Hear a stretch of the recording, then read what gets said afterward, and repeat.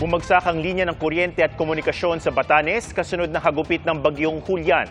Rumagas ang baharin ang dala ng bagyo sa iba pang bahagi ng Northern Luzon. Saksi, si Jasmine Gabriel Galban ng GMA Regional TV.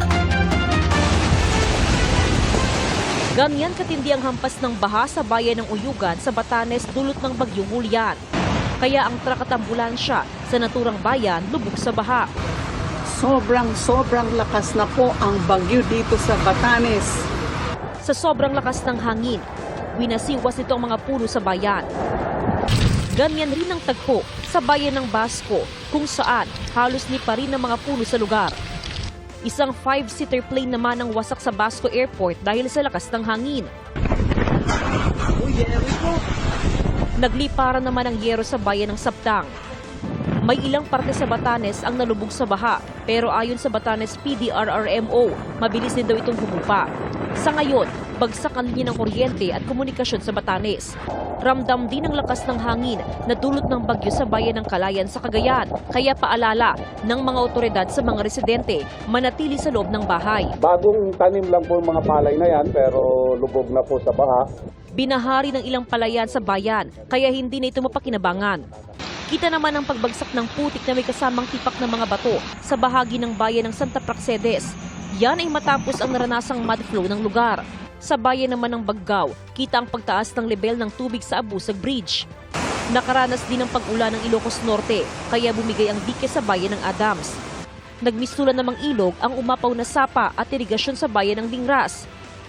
Abot tuhod naman ang baha sa bayan ng Bacara, kaya stranded ang ilang motorista.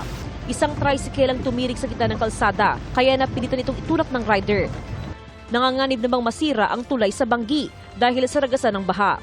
Tumaas naman ang level ng tubig sa Abra River sa Banggit Abra.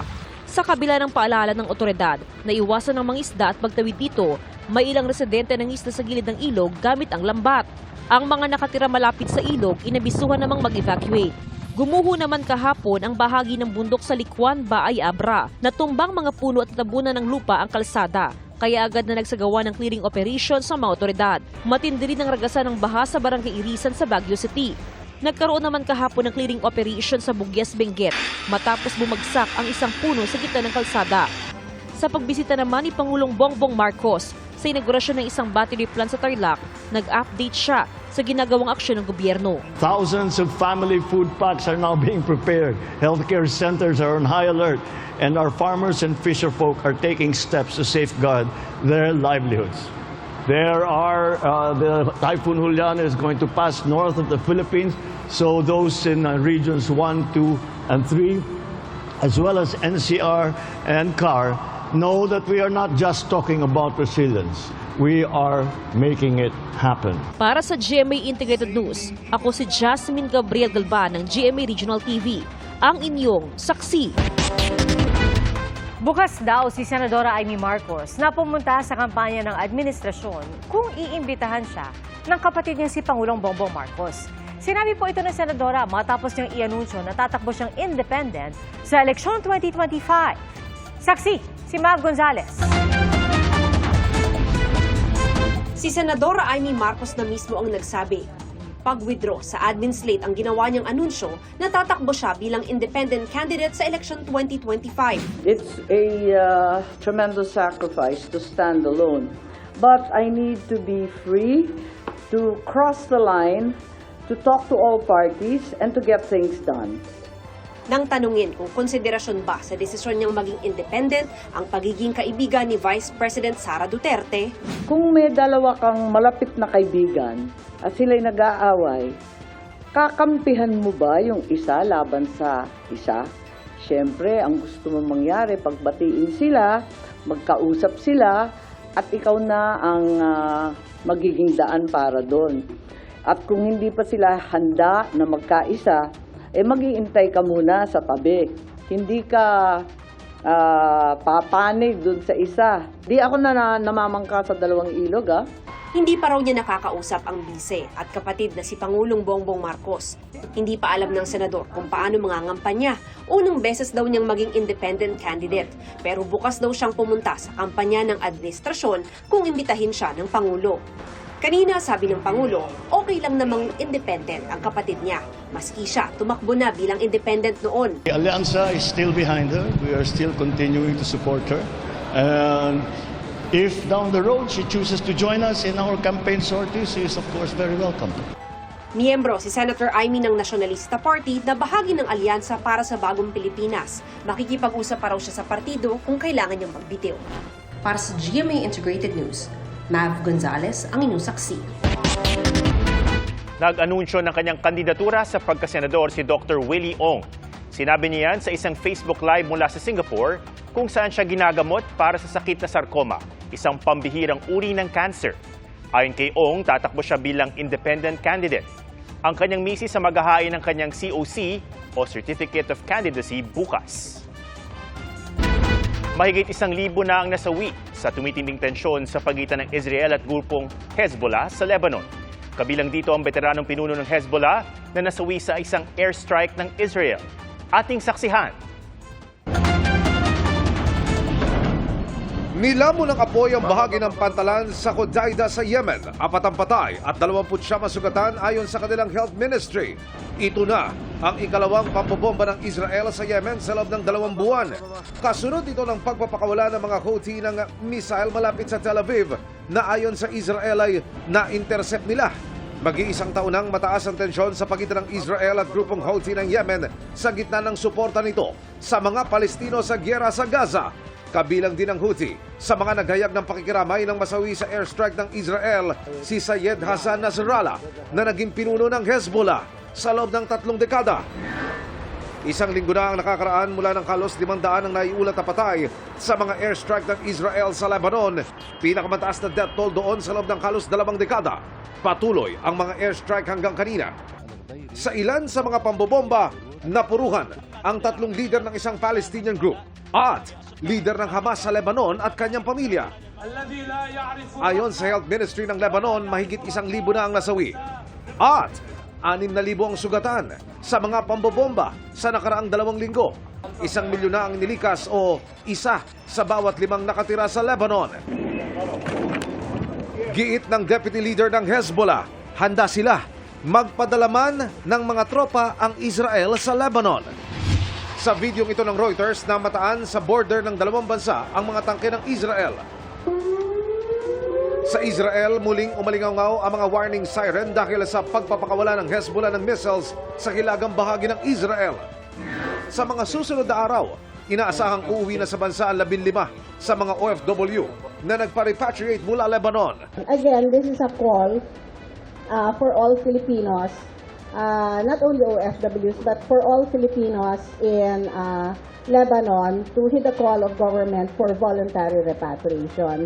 Emosyonal naman ang ilang OFW sa Lebanon na humingi ng tulong para makauwi sa Pilipinas. Kwento ng isa sa mga OFW, 1 buwan na siyang naghihintay pero wala pa rin ang ibinigay raw na rason sa kanila. Under evaluation ng kanilang papeles dahil undocumented sila. Paano po ma-update yung release ng evaluation po? Wala naman pong opisina, sarado po yung immigration office. Kailan pa po sila gikilos kung may mga namamatay na po ba dito? Wala pang pahayag tungkol dito ang Embahada ng Pilipinas sa Lebanon. Para sa GMA Integrated News, Emil Sumangil, ang inyong saksi. Ayon naman sa DFA, kung undocumented worker ang nais magpa-repatriate, hindi nga ito basta-basta may lalabas ng bansa. Matagal na rin daw nananawagan ng gobyerno ng voluntary repatriation sa Lebanon. Taas presyo sa produktong petrolyo at LPG ang sasalubong sa unang araw ng Oktubre. Ayon po sa Petron, 80 sentimo ang dagdag sa kada kilo ng kanilang LPG. Katumbas po yan ang 8 piso at 80 sentimo na dagdag sa karaniwang tangke ng LPG. May 70 sentimo ring taas presyo sa kada liter ng diesel, 45 sentimo naman sa gasolina, habang 30 sentimo naman sa kerosene. Hindi lang po isa, kundi 2 missile boat ng China ang humabol sa mga barko ng Pilipinas habang naglalayag ang mga ito sa Hasa-Hasa Shoal sa West Philippine Sea. Nilaser din ang eroplano ng BFAR na delikado raw dahil posibleng pansamantalang makabulag sa piloto. Saksi, si Ian Cruz. Mula sa ere, tanaw ang dalawang Chinese missile boats na kulay camouflage sa Hasa-Hasa Shoal, bahagi ng West Philippine Sea nitong Biyernes, September 27.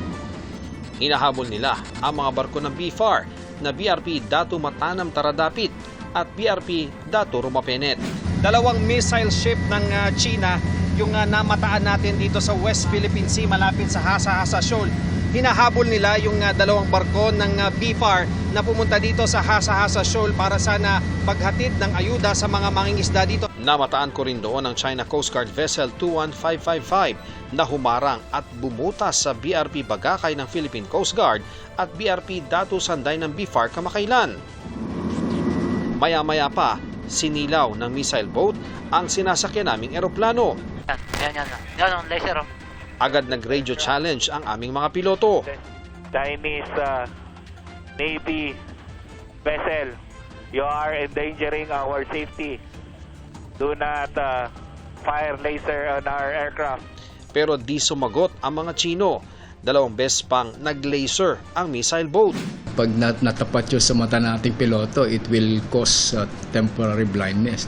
Kalaunan ay umiba na ng tinatahak na direksyon ng missile boats at nagbagal ng takbo. Ayon sa National Maritime Council, ngayon lang bumuntot sa ating civilian vessel ang missile boat ng Chinese Navy. Ibibigay raw nila sa DFA ang reports ng BFAR at media kaugnay nito. Ang panggigipit ng China, nararanasan din ng mga mangingisda. Minsan ma'am, pinapaalis, bako minsan hinaharangan din. Kaya ang dating 10 toneladang huli sa 15 araw na pangingisda, 1 tonelada na lang ngayon. Nalulungkot mo kung medyo nagagalit. Siyempre, sa atin naman yan, bago pinagbabawalan tayo, siyempre, magagalit naman tayo. Mahigit 800 mangingisda ang nabigyan ng diesel at relief packs ng BFAR. Bukod sa Hasa-Hasa Shoal, naghatid din ng tulong sa Marie Louise Bank at Iroquois Reef kung saan di bababa sa 20 Chinese militia vessels ang pumalibot sa BRP Datu Pagbuaya at BRP Datu Bangkao. Hindi naman sila lumapit kaya natuloy ang pamimigay ng ayuda. Bago pa makadaong sa Pag-asa Island ang 4 na barko ng BFAR noong Miyerkules, September 25, sinunda na ang mga ito ng mga barko ng Chinese Navy. Sa routine maritime patrol ng BFAR kinabukasan, di bababa sa 10 Chinese militia vessels ang namataang nakapalibot sa Pag-asa Island. Niradyohan ng China ang BFAR vessels para itaboy sa lalapitang Sandy Cay-1. In the area under the jurisdiction of the People's Republic of China. China Coast Guard 5101. This is BRP Datu Pagbuaya. A Bureau of Fisheries and Aquatic Resources vessel of the Philippine government conducting a lawful maritime patrol. You must stay clear of our route. Over. Maya-maya ay nagbaba ng 2 inflatable boat ang China na may sakay na Coast Guard personnel na humabol sa BRP Datu Rumapenet. Sumunod na rin ang 2 Chinese militia vessels. Ang isa humabol sa Rumapenet, ang isa naman sa BRP Datu Pagbuaya. Pagkatapos, lumipad ng helicopter ng Chinese Navy at inikutan ang 2 barko ng BFAR. Ang Datu Rumapenet, pinagitnaan na ng isang Chinese militia vessel, 2 inflatable boat at helicopter ng Chinese Navy. Hinarangan din ng China Coast Guard ang Pagbuaya, isang dangerous maneuver na may tuturing. China Coast Guard 5101.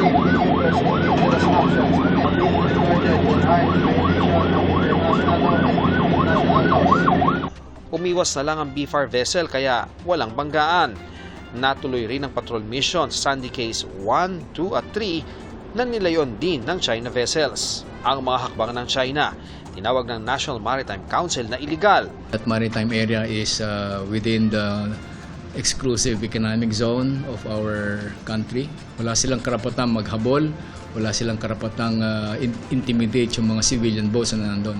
Doon sila kabilis gumalaw dahil napakalapit ng Subiri. Doon nila tinatago o sinasabi natin ginagarahe ng kanilang mga Navy ships. Sa maritime patrol ng BFAR, kapuna-punang malapit na ang mga barko ng China sa mainland Palawan. Huwebes pa lang ay namataan na ang China Coast Guard 5202 at Chinese warship 551 malapit sa Palawan. Babala ng National Maritime Council. Non-negotiable yun pag pumasok na sila sa ating 12 nautical miles. Territory na natin yun. Now, we can already do more physical challenges. No? We can even board them. Mula sa West Philippine Sea para sa GMA Integrated News, ako si Ian Cruz, ang inyong saksi. Kinilala ng Games and Amusement Board at GAD Focal Point System ang ilang natatanging babae at organisasyon sa larangan ng professional sports. 3 uri ng pagkilala ang iginawad. Trailblazer Award para sa mga babaeng lumahok sa sports na karaniwang panlalaki. Exemplar Awards para naman sa mga nagtataguyod ng pakikilahok ng kababaihan sa sports. At Paragon Awards para sa mga patuloy na nagiging modelo ng kahusayan. Nagpaabot ng pagbati si Pangulong Marcos sa mga awardee.